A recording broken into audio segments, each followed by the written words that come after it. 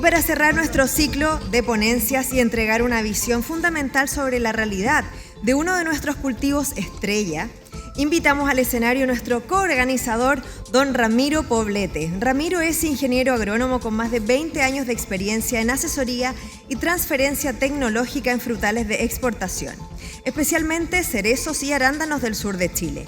Es miembro del Comité de Expertos UC Davis Chile, relator en Diplomado de Fruticultura de la Universidad de la Frontera y líder de Action Fruit, además de coordinar grupos de GTT Cerezas del Sur y Avellanos del Mayeco.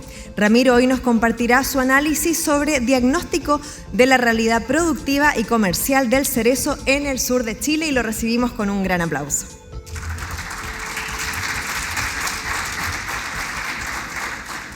Muchas gracias a los organizadores por la invitación. Vamos a diagnosticar al enfermo, ¿cierto? Que es este rubro que tanto gusto nos ha dado, pero también hoy día en la compleja situación en la que estamos. Así es que vamos a partir hablando, ¿cierto?, acerca de algo que yo creo que muchas veces pasa un poco volado. Si tú consideras que tenemos entre el Biobío, la Araucanía, los ríos y los lagos 4.000 hectáreas de cerezas plantadas y en plena producción, y si asumimos de que la producción promedio país bordea las 8 toneladas, nosotros tenemos más de 30 millones de kilos de cereza que exportar, o sea, que cosechar.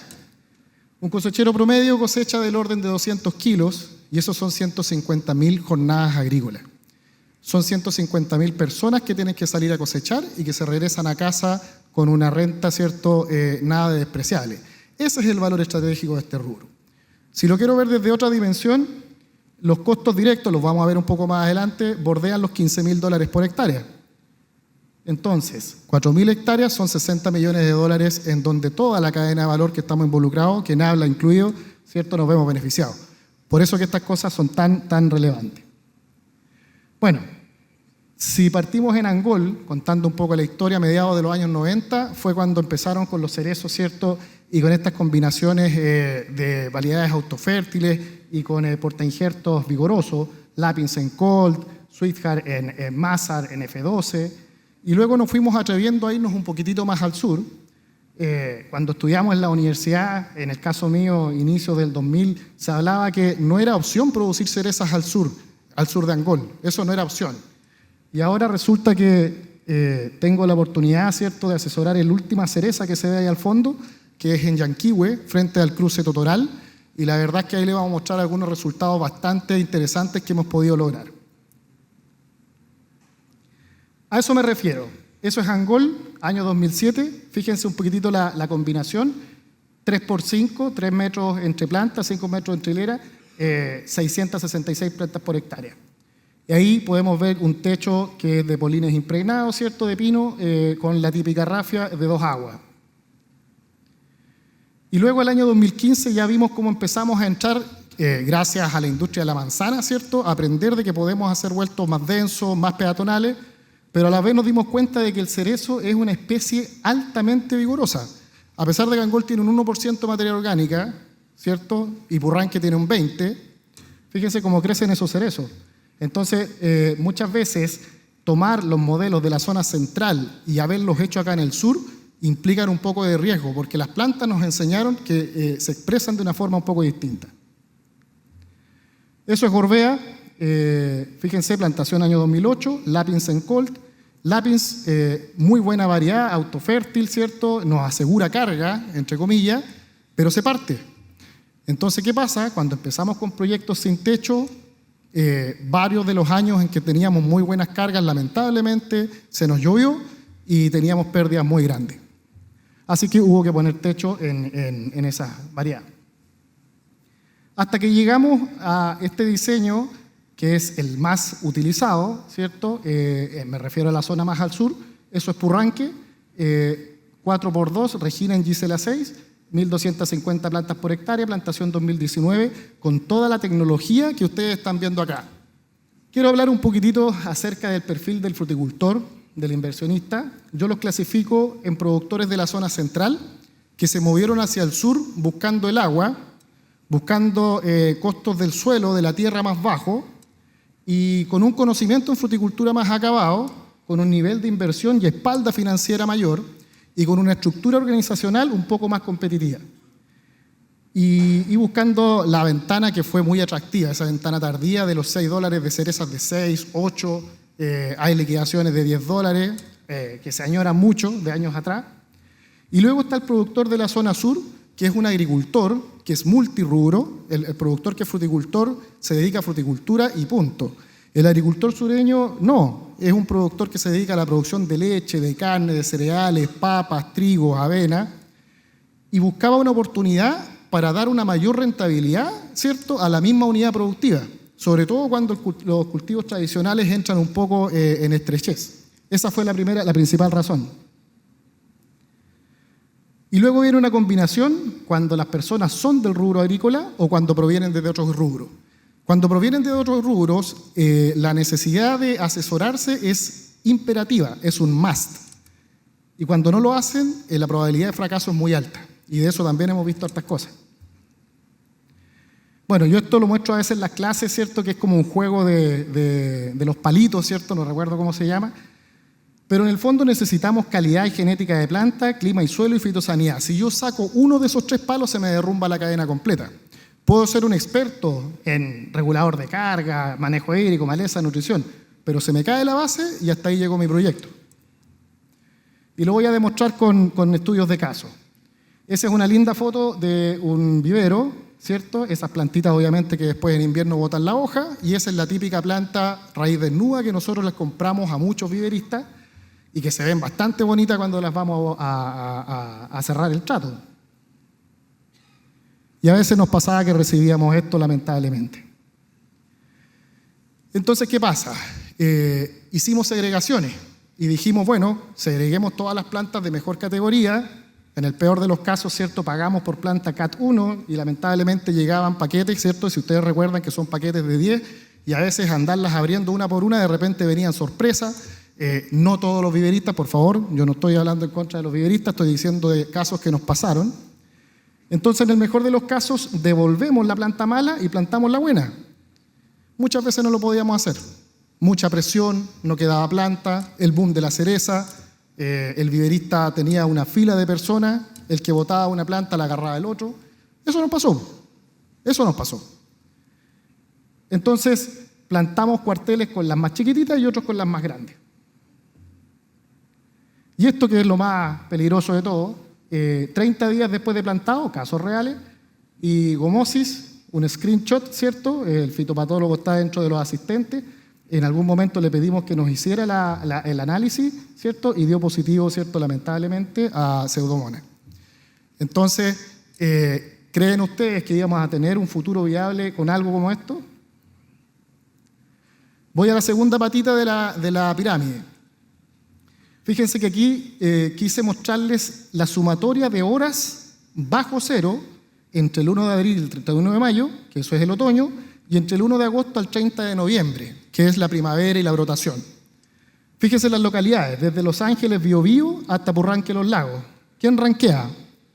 Lamentablemente, Victoria tiene 200 horas, en donde en partes iguales tenemos en otoño, helando, y luego en primavera. Y en el otro extremo podemos decir que tenemos zonas muy benignas como Angol, en donde es la mitad. O podemos ver como la Unión San Pablo, Río Bueno, que está en el 8º lugar, o sea, con 88. O sea, hay una variabilidad. Chile es un país que tiene una tremenda variabilidad climática. Si tú pones a Chile en Europa, partiríamos en Noruega y terminaríamos en Marruecos, en el norte de África. Eso es Chile. Por lo tanto, cuando hablamos de fruticultura en el sur, tenemos que pensar de que la variabilidad es alta. Primer estudio de caso. Tuve la oportunidad de entrar a trabajar en este proyecto cuando llevaba 2 años de plantado, y lo primero que vi fue que el estudio bioclimático mostraba un polígono, ¿cierto?, que es ese, en donde estaba ubicado el huerto. Esto es en Púa, y ya en el año 2007, como registro, una helada polar marcó -6 grados en ese polígono. O sea, se sabía de antemano que las masas de aire frío se condensaban justo donde se hizo el proyecto. ¿Qué pasó? 21 de enero, -4. 19 de febrero, -2. 5 de mayo, -4. 25 de noviembre, -4. Consecuencia. La planta crecía, formábamos laterales, hacíamos los rebajes, hacíamos la pega, lo mejor que podíamos, pero la naturaleza nos decía, no, aquí no es. O podría haber sido, pero este proyecto debió haber comenzado techado, con sistema de control de helada, con mallas cortaviento, pero eso aumentaba mucho el costo del proyecto. Entonces la moraleja, en vez de hacer un proyecto de 10 hectáreas con esos costos, yo debía haber hecho 5 o haber hecho 3 y protegerme, o no haberlo hecho. No haberlo hecho, no es una zona para hacer eso. La historia se cuenta después de que ya está hecha. Hoy, como les digo, lamentablemente esos inversionistas ya no tienen el huerto. Y esas son las consecuencias, ¿cierto? Ese círculo vicioso entre helada, ¿cierto? Rompimiento de células, heridas y luego cáncer bacterial y gomosis es muy, muy, muy común, lamentablemente. Alternativas de control tenemos. Este productor en particular partió invirtiendo con un sistema de Don Florencio Lazo, de Frost Control Machine, ¿cierto? FMC, que tira aire caliente, luego con una torre, pero lamentablemente ese proyecto ya estaban los dados tirados. Y también hay otros hoy día alternativas, las torres móviles y el agua, que en lo particular todavía no me convence. He encontrado que los proyectos... No nos olvidemos que la Pseudomonas syringae es una bacteria flagelada que nada, entre comillas, y que se esparce al chapotear el agua de una planta a otra. Por lo tanto, a veces la solución pasa a ser el problema. No sé qué pasará ahora con los nuevos sistemas de bajo volumen de agua, que de hecho lo está evaluando INEA, probablemente puede ser interesante. Y en todos los huertos en donde no tenemos ni lo uno ni lo otro, ningún tipo de control, bienvenido todas estas tecnologías para poder hacer un control preventivo de la hagámoslo, es la mejor inversión. Aumentar el contenido de solutos en la vacúola de la célula disminuye el punto de congelación. Productos como el piraclostrobin, que aumentan la temperatura interna de la planta, o últimamente el uso de bacterias aisladas desde la Antártida que forman una película de nanopolímeros y que compiten con la pseudomonas. ¿Ya? Esos son los costos y esos son los tratamientos. Ojo, es el costo del tratamiento, no de que yo apliqué una vez y yo me salvé de las heladas de la temporada. Una vez no es nada. Tiene que ser un tratamiento riguroso, hiele o no hiele, porque yo me la estoy jugando. Y hay un segundo antihéroe de la película, que es el viento. La verdad que el cerezo es una especie altamente susceptible al daño por el viento. El viento causa un cierre estomático, alguien lo dijo por ahí. La planta no fotosintetiza, entra en un momento en el que disminuye sus defensas naturales y comienzan a morir las plantas. En forma empírica hemos visto que en distintos proyectos de la zona sur el viento que más nos pega es el sur, y el sur travesía. Entonces, cuando yo no tengo estos sistemas de protección, esos cuarteles son los que más se dañan y van muriendo las plantas. Los agricultores propietarios de este proyecto también están por aquí. Me tomé la libertad solamente de mostrar esto porque lo encuentro genial. Me gustó la forma en que se pensó. Acá primero se pensó y después se actuó. ¿Qué es lo que se hizo? Primero, fíjense ustedes, se aprovecha algo en forma natural, ¿cierto? Con un crecimiento de una cortina de álamos bastante grande, y donde no las tienen, perimetralmente en todo el proyecto se protegen, más los techos desde la plantación. Pocos proyectos de cerezo en la zona, excluyendo Angol, conozco yo que a la vuelta del año 7-8 tenga menos de un 1% de muerte de planta. ¿Se puede? Se puede. De todas maneras. Y el resultado, ¿cierto? Son curvas como esto, tercera hoja, 6 toneladas, 10, 18, y hoy día, si quisieran, pueden estar en 20, 22. Cosa que en Angol es mucho más fácil, pero más al sur no lo es, no es tan fácil. Quise mencionarlo como un ejemplo también. Hay cosas buenas y malas que copiamos del sistema de producción de la zona central. Haber hecho incisiones con promalina, la verdad es que no era una buena idea en el sur de Chile. Y quienes lo hicieron sin haber estado en un ambiente techado, ¿cierto? Lamentablemente las consecuencias fueron bastante malas. Hay proyectos que hoy día están en jaque por haber hecho esa forma de formar plantas. La que nosotros hacemos, ¿cierto? Y que nos ha dado mejores resultados, ¿cierto? Es el pintado de yema e incluso haber hecho el rebaje por piso. Nos permite mantener una planta relativamente sana. Este es un segundo estudio de caso en la zona de Gorbea. Hicimos las mismas calicatas que mostraba cierto Claudio, un suelo de la serie Santa Bárbara, 2 metros de profundidad efectiva, ninguna piedra, una fertilidad química bastante equilibrada. Había que hacer algunas correcciones, se hicieron. Diseñamos, esas eran las plantas, las compramos en la zona de Osorno, ¿cierto? Y íbamos bastante bien. Esa era un poco la panorámica del trabajo realizado. Sí tuvimos detecciones de plantas que no nos convencían, sí tuvimos algunos paquetes de plantas que peleamos para devolverlas y no quedamos convencidos con algunas cosas, pero lamentablemente cuando los proyectos son pequeños tampoco tienen muchas mangas de acción, lamentablemente. Hoy día categorizamos todas las plantas, quizás son muchas categorías, pero quisimos hacerlo planta a planta. Entonces, en la celda roja tenemos plantas que tienen menos de 6 laterales o cargadores, en la verde, que es el otro extremo, 20 laterales o cargadores, y las celdas en negro no tienen árboles, son para replante. Esos son los conteos que estamos haciendo, prepoda y pospoda, según categoría y según color. ¿Cierto? Entonces, las verdes me están dando del orden de 10 kilos por planta, a las densidades que estamos trabajando, y si tuviéramos el total de las plantas tendríamos aseguradas las 12 toneladas, pero así nos vamos para abajo. Esto es un poco, y agradezco a Camilo Lisperger, ¿cierto?, que está por ahí, y a Rodrigo Díaz también, de la empresa agrícola, Drones Agrícolas, ¿cierto?, y Agrodroni, que en el fondo tomaron esta información y lo llevaron a la planimetría con imágenes satelitales. Y aquí les muestro un poco. No sé si se dan cuenta que esta zona tiene bastante más puntos negros, lamentablemente, y aquí está el sur travesía, ahí es donde pega el viento. No tenemos control. Este proyecto no tiene sistema de control de helada, no tiene techo y no tiene cortina cortaviento. Porque la verdad de las cosas, cuando el productor entró al proyecto, pensó que no lo necesitaba, apostó a que iba a llegar al año 3 sacando las toneladas que queríamos y que íbamos a recuperar la inversión más o menos con los flujos que mostraba Claudio. Pero hoy día tenemos ese popurrí en donde tenemos que tomar decisiones. Decisiones, algunas que duelen más que otras. ¿Qué decisiones? ¿Qué pasa si no cosecho todo ese cuartel? ¿Qué pasa si le aplico un raleador de flor y termino de formar bien esa planta y le imprimo vigor? ¿Para qué voy a gastar un programa para drosófila con 2 o 3 toneladas por hectárea si eso ya está en rojo?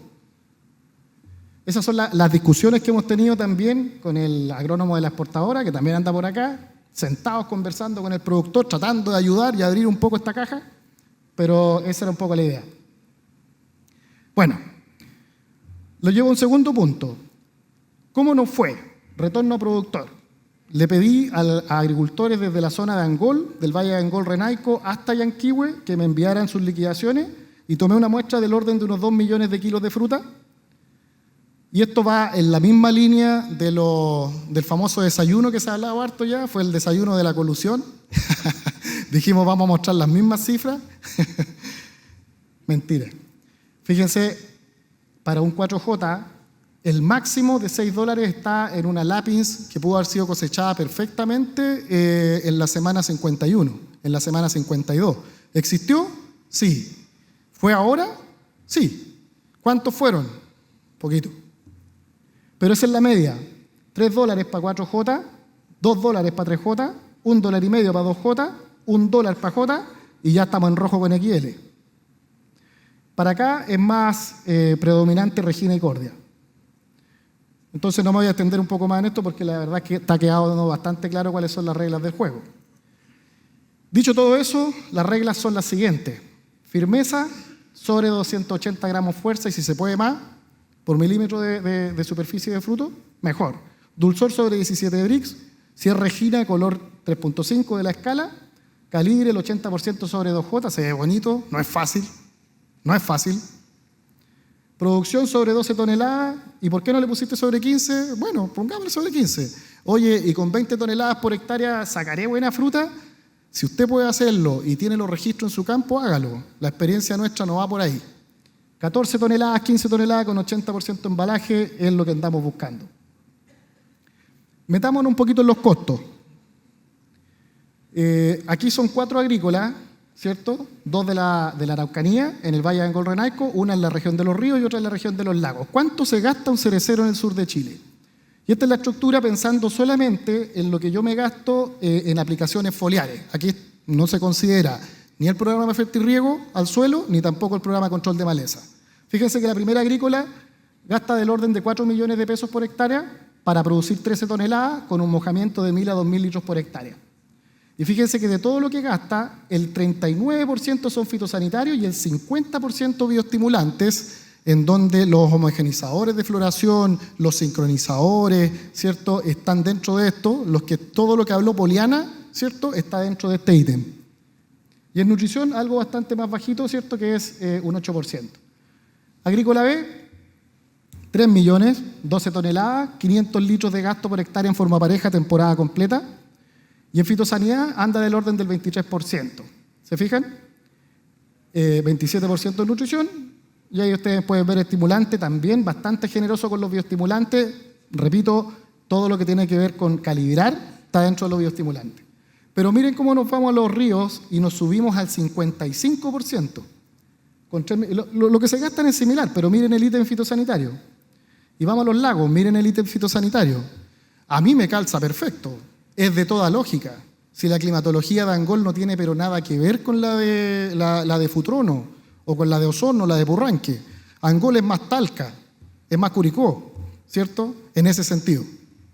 Fertirriego. Esos son, ¿cierto?, las producciones, y fíjense lo que se gastan los productores en fertirriego. Aquí hay algunas diferencias que son explicables. Cuando yo tengo una muy buena fertilidad de suelo y tengo un exceso de vigor en planta, es lógico que no me gaste tanto. Y cuando utilizo algunas tecnologías como estas pastas fertilizantes, también tienen un costo un poco mayor, ¿ya? Pero eso es un poco el fertirriego. Y abajo tenemos los controles de maleza que van desde los 100.000 pesos con 2 aplicaciones hasta los 700.000 pesos con 4 aplicaciones. Raya para la suma, la frutícola A en agroinsumos gasta 5 millones de pesos, la B 4,6, 3,9 con un gran promedio de 4,4 o $4.000 por hectárea. ¿Ya? Y ahí está el desglose por cada uno. Llevémoslo a un todo. Frutícola A, costos variables, 14 millones, casi 15. Costos fijos, 6. Costo total, $20.000 o millones de pesos. Y si lo prorrateo por su producción, se gastó $1,72 producir 1 kilo de cereza.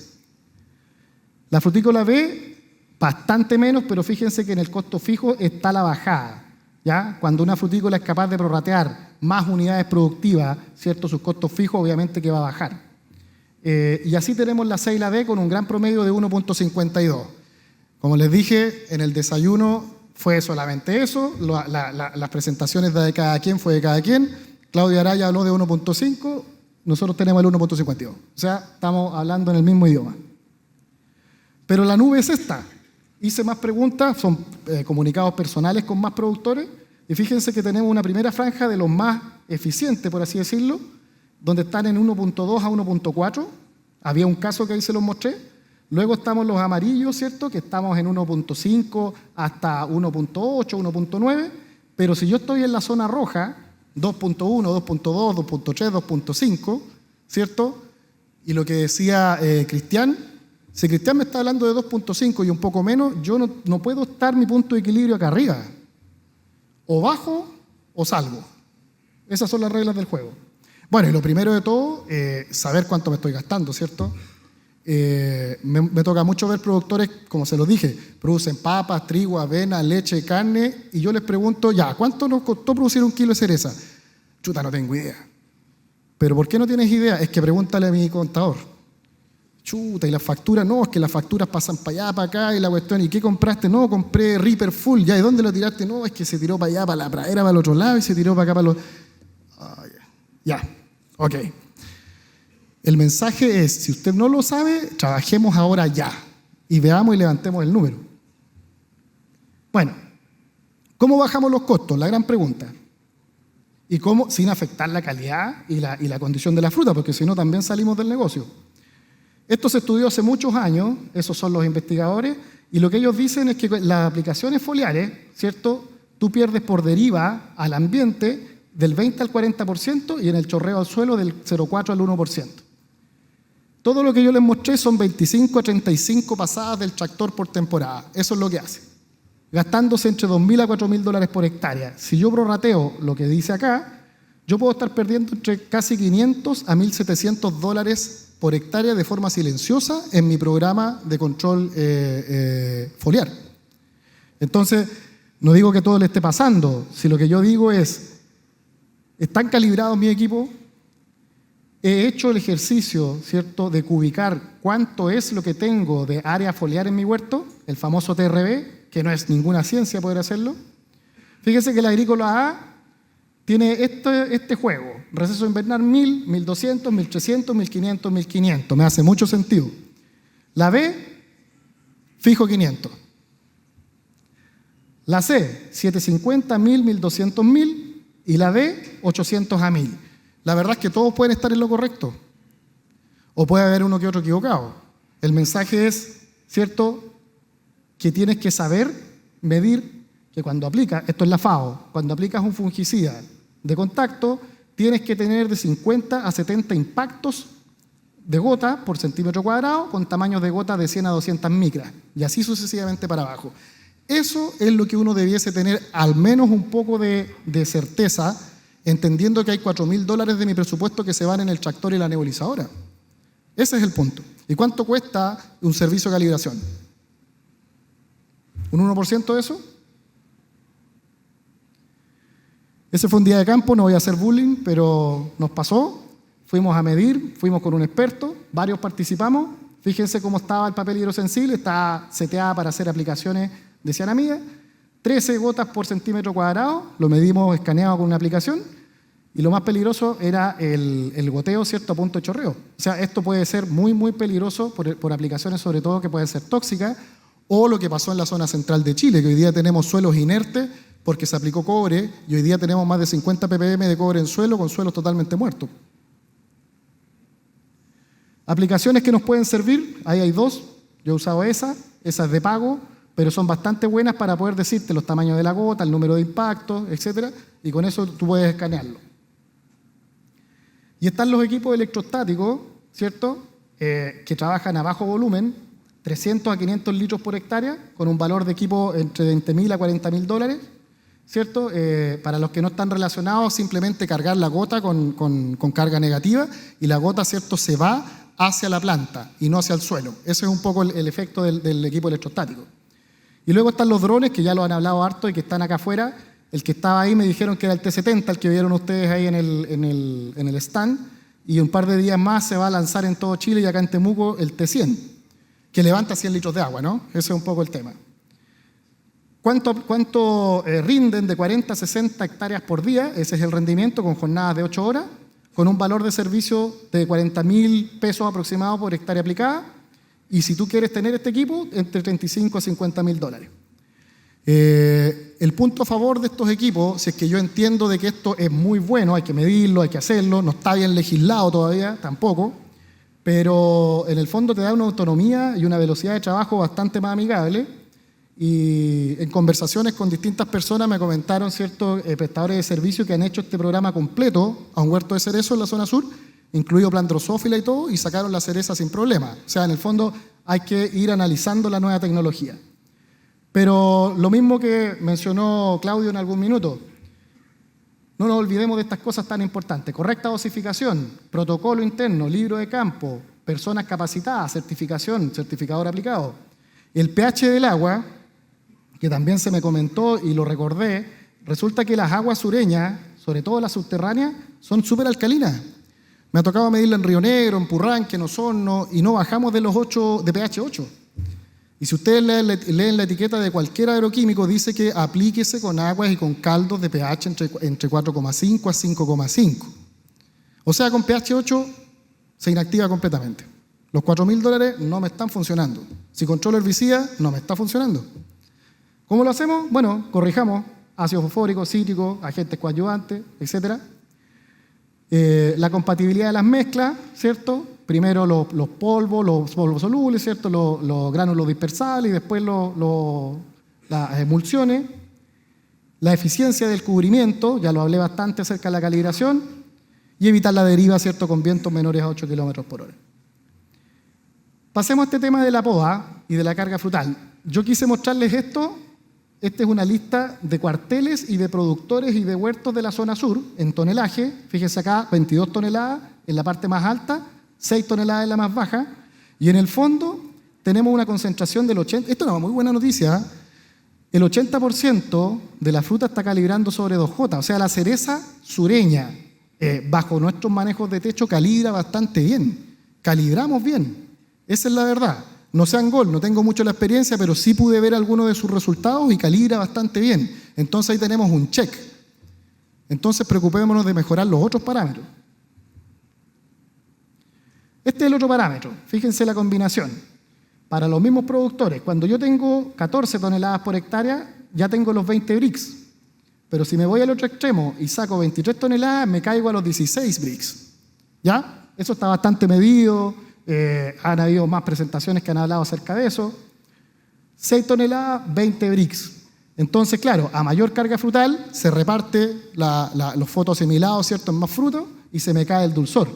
Con menos de 17 brix bajo de la caja CAT 1 o de la caja Premium a la caja estándar y me voy a la B. Entonces, bueno, cuando hablamos de la poda, primero se habla mucho acerca de esta famosa relación de que son 5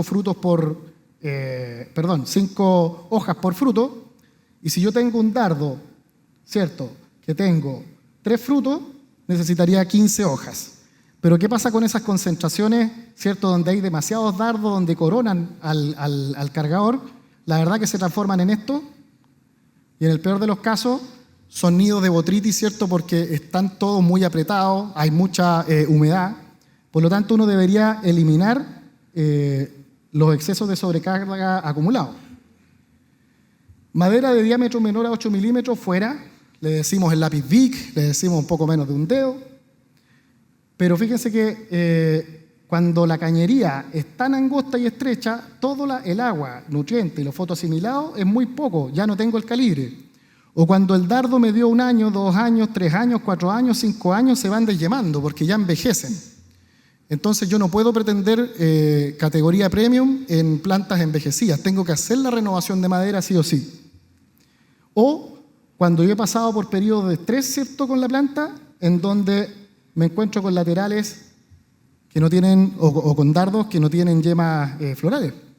Aquí recién empezaron a aparecer algunas y después en el crecimiento acá tampoco tengo. Entonces eso la verdad es que yo tengo que eliminarlo. Bueno. Este es el productor con el que tengo la oportunidad de armamos este proyecto, bien al sur, ahí está el lago Yanquihue, lo que les comentaba, y aquí hay un punto.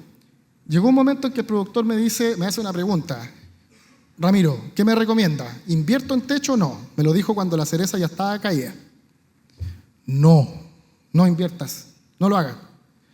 Gracias, Ramiro, voy a hablar con mi padre, me dijo, y después vamos a conversar. Ok, y me dice, vamos a invertir en techo. $30,000 por hectárea. ¿Y por qué? ¿Sabes por qué? Porque nosotros entramos a este negocio a hacer las cosas bien. Y hacer las cosas bien para nosotros significa sacarle el potencial al huerto. Así que lo vamos a hacer. Vamos contra corriente. Perfecto. Y tenía toda la razón, porque si no, le tendría que mostrar el cuadrito de la celda roja. O probablemente no, porque esta zona hiela bastante menos. Miren la formación, miren los laterales. ¿Se fijan? Maravilloso, aquí no hubo que pagar ni un peso en ortopedia, se ortopediaron solas. Esta es una anécdota. Para este mismo huerto, fíjese que la Cordia sacó el equivalente, por acá está, no lo anoté ahí, 30 toneladas. A ver, repito, 30 toneladas a la Cordia. Eso fue lo que le sacamos. La pregunta del millón es, ¿será la zona más al sur la zona ideal para la Cordia? Porque la Cordia, no nos olvidemos que es un ecotipo que se seleccionó en la República Checa. No es una selección genética de Alemania, como algunos piensan. Es de la República Checa con un ambiente frío. Si cumple con las horas frío, la planta se expresa. Obviamente que es un despropósito las 30 toneladas, y nosotros no queremos eso. Y hoy día estamos trabajando para ver si que podemos regular mucho mejor esto. Pero es mejor sacar cuando sobra que ponerle cuando falta. Ese es el tamaño y esa es la forma un poco de los laterales hoy día. Pero peleamos mucho con el sobrevigor. Esto es el sur de Chile. Cuando tengo 10% de materia orgánica, este es un animal que no lo paro con nada.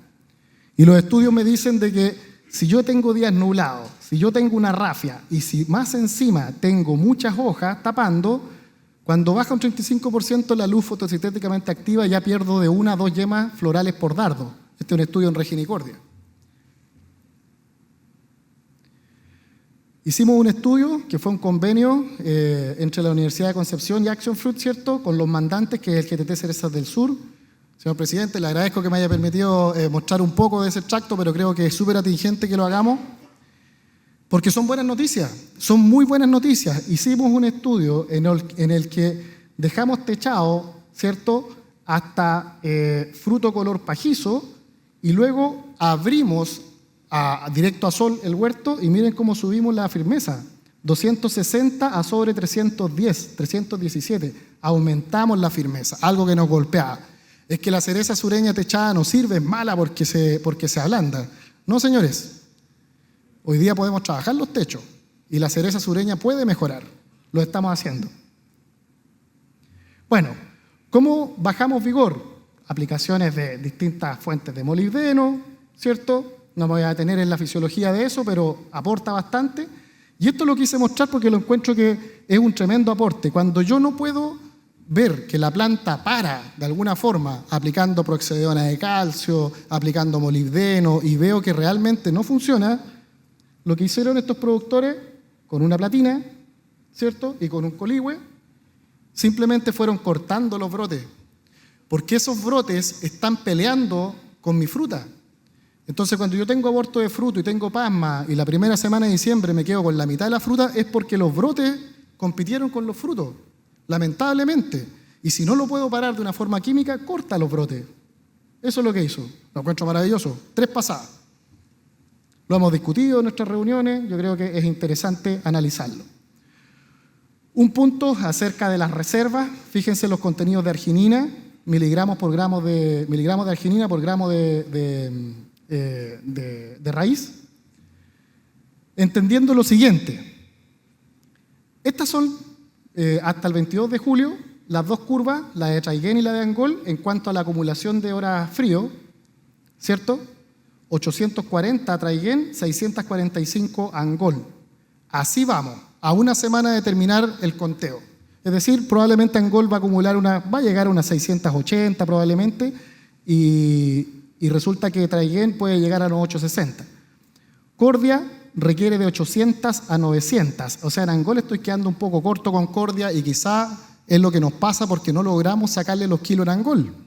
Yanquihue pasamos los 1030 toneladas. La zona de la Cordia.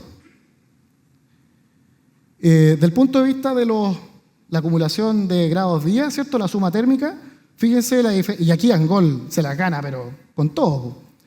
Esto fue el año pasado, desde el 1 de agosto, y lo quise llevar hasta cosecha, 900 grados día, cuando la Cordia en grados día me está pidiendo 500, o la Regina me está pidiendo 550, o sea, los pasa pero con todo. Pero Traiguén llega a 540, o sea, estamos agarraditos. Esos son los puntos que uno tiene que ir analizando. Reservas con mayúsculas, con negrita, es súper importante para nosotros, porque los suelos, entendiendo que la raíz trabaja activamente sobre los 15 grados, Angol los cumple el 9 de octubre y luego se mantiene bastante parejo, tiene unas caídas pero va más parejo. Traiguén los cumple el 14 de noviembre y Purranque el 15 de diciembre. Por lo tanto, un huerto de cerezo está full trabajando en Angol en octubre y noviembre, cuando en Purranque todavía las puntas blancas que absorben están recién asomando. ¿Quién financia todo ese crecimiento? La reserva. Si yo tengo buenas reservas, miren cómo disminuye la caída de fruto, la famosa pasma, con buenas reservas en raíces. Y miren cómo aumenta en la retención de fruto, el cuaje, la cuaja. Tomé hartos datos de distintos productores y tengo un 20% de productores que están bajos en la reserva, en arginina en raíz. El otro 80% está bastante bien. Bueno, post cosecha temprana, para acumular reserva, protectores, aminoácidos, glicinbetaína, magnesio, nitrógeno, enraizante, ¿cierto? Y aquí es algo súper interesante que quiero detenerme un poco. No sé si me ayudan ahí con un clic para que corra el video. Lo encuentro muy bonito este. En el fondo lo que dice es que la germinación del polen y el crecimiento del tubo polínico y la actividad de las abejas tienen un umbral que va del orden de los 15 grados. Eso es lo que hace. ¿Voló la abejita o no? Ese proceso, ¿cierto?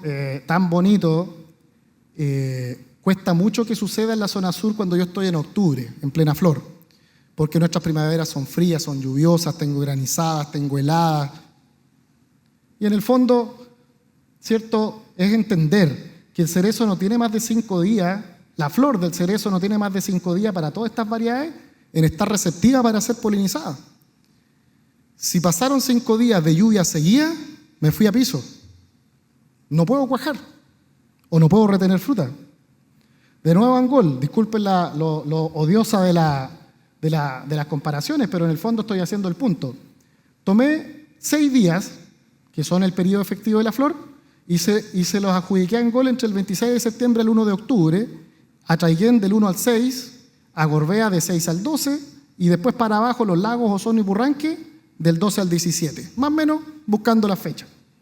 54 horas con temperaturas sobre 12 grados en el caso de Angol, 21 horas en los lagos. Entonces las oportunidades más al sur son mucho menores. Ese es el tema. Para que pase este proceso, una microscopía, ¿cierto?, donde muestra todos los gránulos de polen, que son muchos y que empiezan a elongar el tubo polínico y esa carrera, parecido un poco a la biología del ser humano, ¿cierto?, hasta llegar a la fecundación. Temperatura dependiente. Del punto de vista del negocio, es súper relevante. Si yo aumento la cuaja del 5 al 10%, sube de 5 a 10 toneladas, teniendo la misma oferta floral. Y así sucesivamente. O sea, puedo tener un huerto con 5 toneladas, idéntico al otro, y el otro con 15. Solamente por esto.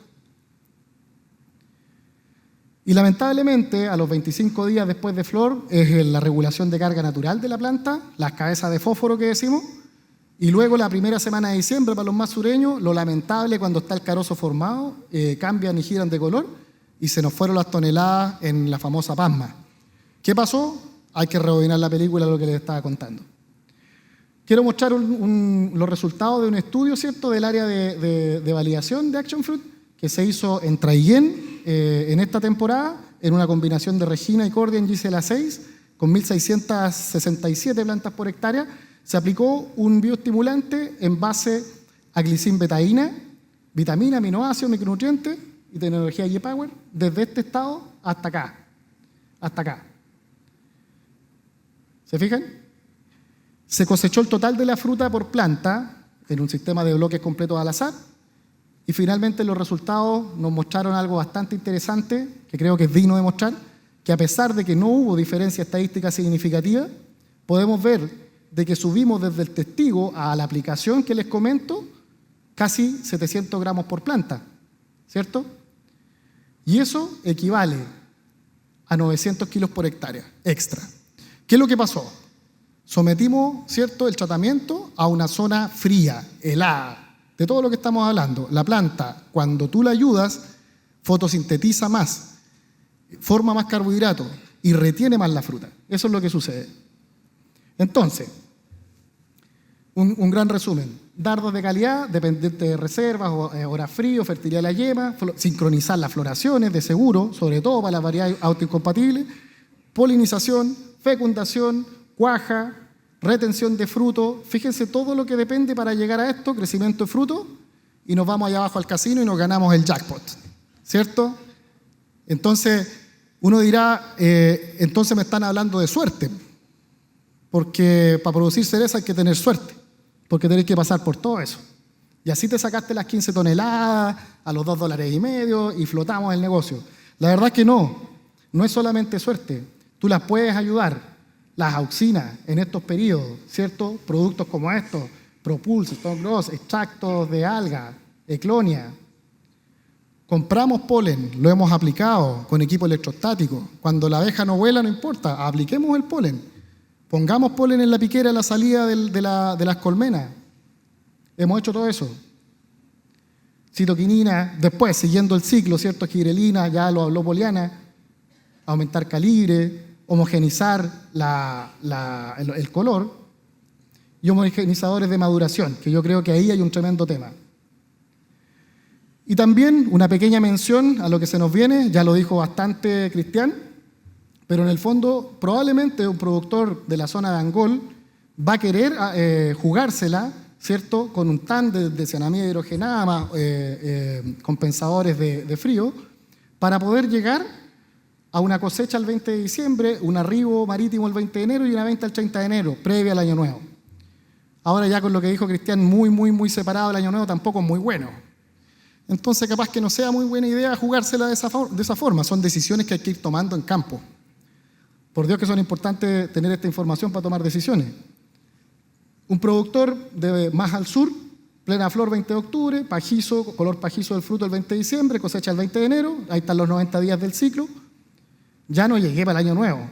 Tendré que empezar a hacer ese ejercicio y si no tengo sistema de control de helada, me juego el todo o nada. Entonces aquí cada quien tiene que tomar su propia decisión. En todos los casos, nos gustaría ver esto, ¿cierto? Y lo muestro porque con todo lo que uno habla parece película de terror, pero se ha logrado. Se ha logrado producir 12, 14, 16, 18, 20 toneladas de cereza de exportación por hectárea. El productor sureño, como se dice, le tomó la mano. Eso se puede hacer. La tecnología está. Hoy día metámonos más a lo que dijo Claudio, metámonos más a la gestión, a los costos, lo que hace en conjunto con Manuel, ¿cierto? Esa es la invitación de la fruticultura que estamos jugando. Cuando tenemos toda la escala de colores, es la cosecha más ineficiente de todas, porque hay que andar haciendo floreo y pasadas y floreo y floreo. Nos pasó. Entonces, aquí se justifica plenamente aplicar un homogenizador de color. Hagámoslo este año. Porque si yo quiero bajar los costos, fíjense ustedes, esta agrícola, cuando cosechaba muy pocos kilos, como agrícola en general en el día, su costo empresa de cosecha era de casi 84 centavos de dólar por kilo. Pero cuando cosechaba 30 toneladas, ¿cierto? Miren cómo bajaba el costo de cosecha. Entonces, si yo quiero bajar mis costos, métete en ese tema de la cosecha. Ahí es donde está. Pero para eso homogenicemos y tratemos de hacer la menor pasada posible. Y que la persona le cueste poco y que diga saqué 300 kilos por persona. ¿Y por qué? Porque estaba toda la fruta ahí. No tengo que andar caminando y buscando. El promedio era $0.68 por kilo para esta agrícola. Ya terminando, ¿cierto? Dejo una interrogante que a todos nos tiene preocupados, ¿cierto? O ocupados. ¿Cuál es el índice de cosecha para la cereza? Color. Estamos cercanos a la cosecha, el contratista me está apretando, el zonal de la exportadora por otro lado también, el asesor tiene su opinión igual, hacemos un cónclave, nos juntamos todos, ¿y cuándo entramos? Ya, pues ¿cuándo entramos? ¿Sabéis que cuándo vamos a entrar? Antes que se nos vaya el contratista, porque no tengo dónde sacar otro. Esa es la peor decisión. Fíjense que cuando yo estoy con estos colores, estos son una muestra de 100 frutos que tuve la oportunidad de ver en Teno y en Curicó en un proceso de packing, los tomábamos y los medíamos de esa forma. Fíjense que cuando cosecho muy temprano, los Brix están pero totalmente bajos. Acá, que sigue siendo bajo, pero miren lo que sube. Y cuando ya me paso para acá, 18 Brix. La verdad es que ahí es donde uno tiene que trabajar. Yo quiero dar los agradecimientos. Acá hay muchas personas, ahí están, porque generosamente accedieron a mostrar sus resultados, a mostrar su información, sus datos. Les agradezco mucho porque esto ayuda a que ustedes tomen mejores decisiones. ¿Y para qué? Para que lleguemos, ojalá que así sea, a una muy buena temporada. Eso es lo que todos queremos y que este rubro no caiga por nada del mundo. Muchas gracias.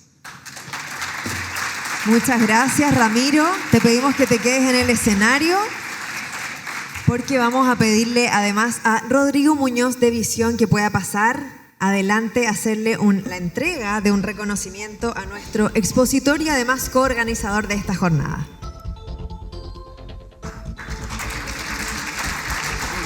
Con ese aplauso espontáneo, entonces,